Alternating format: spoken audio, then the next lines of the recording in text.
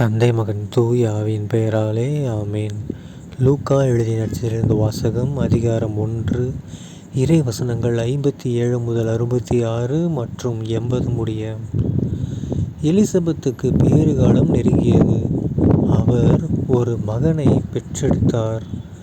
ஆண்டவர் அவருக்கு பெரிதும் இரக்கம் காட்டினார் என்பதை கேள்விப்பட்டு சுற்றி வாழ்ந்தோரும் உறவினரும் அவரோடு சேர்ந்து மகிழ்ந்தனர். 8ஆம் நாளில் அவர்கள் குழந்தைக்கு விருத்த சேதனம் செய்ய வந்தார்கள். செக்கரியா என்ற அதன் தந்தையின் பெயரையே அதற்கு சூட்ட இருந்தார்கள். ஆனால் அதன் தாய் அவர்களை பார்த்து, வேண்டாம், அதற்கு யோவான் என பெயரிட வேண்டும் என்றார். அவர்கள் அவரிடம், உம் உறவினருள் இப்பெயர் கொண்டவர் எவரும் இல்லையே என்று சொல்லி, குழந்தைக்கு என்ன பெயரிடலாம், உம் விருப்பம் என்ன என்று தந்தையை நோக்கி சைகை காட்டி கேட்டார்கள். அதற்கு அவர் எழுது பலகை ஒன்றை கேட்டு வாங்கி, இக்குழந்தையின் பெயர் யோவான் என்று எழுதினார். எல்லாரும் வியப்படைந்தனர். அப்பொழுதே அவரது வாய் திறந்தது, நா கட்டவிழ்ந்தது. அவர் கடவுளை போற்றி புகழ்ந்தார். சுற்றி வாழ்ந்தோர் அனைவரும் இதை பற்றி கேள்விப்பட்டு அஞ்சினர். இச்செய்தி யூதேய மலை நாடெங்கும் பரவியது. கேள்விப்பட்டவர்கள் யாவரும் இச்செய்தியை தங்கள் உள்ளங்களில் இருத்தி, இக்குழந்தை எப்படிப்பட்டதாக இருக்குமோ என்று சொல்லிக் கொண்டார்கள். ஏனெனில் அக்குழந்தை ஆண்டவருடைய கை வன்மையை பெற்றிருந்தது. குழந்தையாயிருந்த யோவான் வளர்ந்து மன வலிமை பெற்றார்.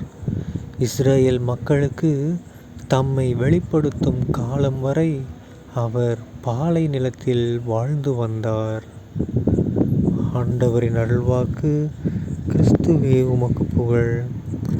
அன்பார்ந்த சகோதர சகோதரிகளே, இன்று பொதுக்காலம் 12ஆம் வாரம் ஜூன் மாதம் 24ஆம் தேதி 2024ஆம் வருடம் திங்கட்கிழமை. இன்று நாம் திருமுழுக்கு யோவானுடைய பிறப்பு பெருவிழாவை நம்ம கொண்டாடுறோம். ஓகேங்களா? ஏன்னா யாருக்கும் கிடைக்காத சூப்பரான ஒரு வாய்ப்பு நம்ம திருமுழுக்கு யோவானுக்கு கிடைச்சிருக்கோம். ஏன்னா நாம் கேள்விப்பட்டிருக்கோம், இயேசு கிறிஸ்து பிறந்தப்போ இவர் தெய்வ குழந்தை மாதிரி இருக்காருன்னு சொன்னாங்க. ஆனால் நம்ம திருமுழுக்கு யோவானே என்ன சொன்னாங்களாம், பார்க்குறதுக்கு ஆண்டவருடைய கைவன்மையை பெற்று இருந்ததாம். ஓகேங்களா? திருமுழுக்கு யோவானே எப்படி இருந்தார், ஆண்டவரின் கைவன்மை பெற்று இருந்தது. ஸோ திருமுழுக்கு யோவான் பாருங்கள், அவரோட பிறப்பே வித்தியாசமான பிறப்பு. ஏன் எலிசபெத் அம்மாளுக்கு குழந்தை பிறக்காதுன்னு சொன்னாங்க, அப்போ அவங்களுக்கு குழந்தை பிறந்தது. அதுவும் இவர் வயிற்றில் இருக்கும்போது அன்னை மரியாவே நேரில் போய் பார்த்தாங்க. கரெக்டுங்களா? ஸோ அந்தளவுக்கு இவங்கெல்லாம் பேறு பெற்றவர்கள். அதுவும் இவர் வயிற்றில் இருக்கும்போது நம்ம அன்னை மரியாளோட வயிற்றில் நம்ம ஏசப்பா இருந்திருப்பார். கரெக்டுங்களா? 2 பேரும் மீட் பண்ணியிருந்திருப்பாங்க வயிற்றுக்குள்ளேயே. ஸோ அந்த அளவுக்கு நம்ம திருமுழுக்கு யோவான் மிகவும் கொடுத்து வச்சவர். அது மட்டும் இல்லை, இயேசு கிறிஸ்து வரத்துக்கு முன்னாடியே அதற்கான வழியை ஆயத்தமாக்கினவர் இவர் தான். ஓகேங்களா? எல்லாருக்கும் திருமுழுக்கு கொடுத்து பாவ அறிக்கையெல்லாம் இட்டாங்க. எல்லோரும் பாவ அறிக்கை இட்டாங்க, திருமுழுக்கு வாங்கினாங்க. இயேசுவுக்கே திருமுழுக்கு கொடுத்தவர்னா பாருங்கள். அதனால தான் ஜான் த பேப்டிஸ்ட் அப்படின்ட்டாங்க. திருமுழுக்கு யோவான் அப்படின்னா தெரியாதவங்க யாருமே கிடையாது.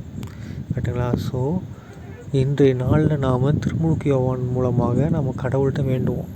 என்னென்னு, கடவுளே எங்களுக்கும் திருமுழுக்கு யோவான் மாதிரி எங்களுக்கும் உரிய ஒரு எதிர்பார்ப்பு, எதிர்காலத்தை உருவாக்கி கொடுங்க, உமக்காக வாழக்கூடிய வாழ்க்கையை எங்களுக்கு உருவாக்கி கொடுங்கன்னு சொல்லி நம்ம கேட்போம்.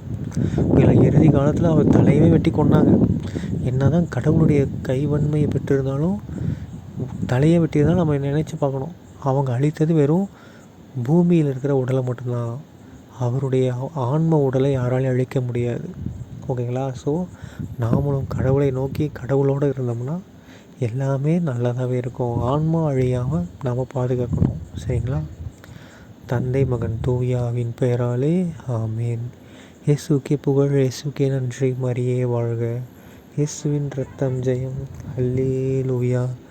Praise the Lord.